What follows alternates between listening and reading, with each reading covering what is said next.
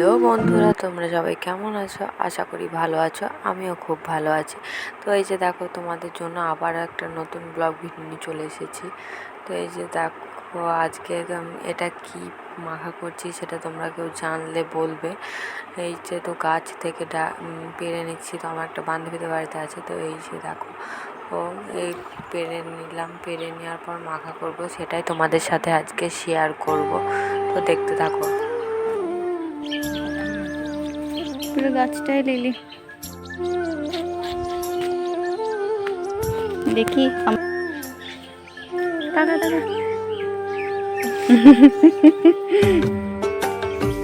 তো এটা হচ্ছে করমচা গাছ। তো দেখো গাছটাতে কিরকম করমচা ধরেছে। তো যেগুলো পেকে গেছে ওগুলো আমরা পারবো, পেরে মাখা করবো।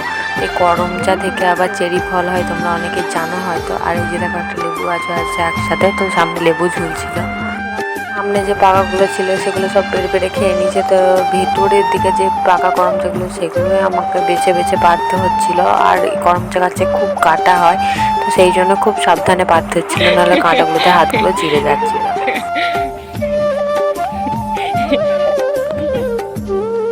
আর একটু পারে কতটুকু হবে। তো এই যে আমরা পাড়া কমপ্লিট। তো করমচার মধ্যে তেল, কাঁচা লঙ্কা, লবণ আর একটু চিনি দিয়ে ভালো করে মেখে নিতে হবে। তো তারপর খেতে হবে। তো পাড়ার সময়, মাখার সময় কেউ থাকে না, মনে হয় যে এতটা কী করে খাবো। আর যেই মাখা হয়ে যায় তখন কতজন চলে আসে। এবার তোমরা দেখো কতজন চলে এসেছে। তো আমরা করমচা মেখে খেতে থাকি। দেখা হচ্ছে নেক্সট ব্লগে।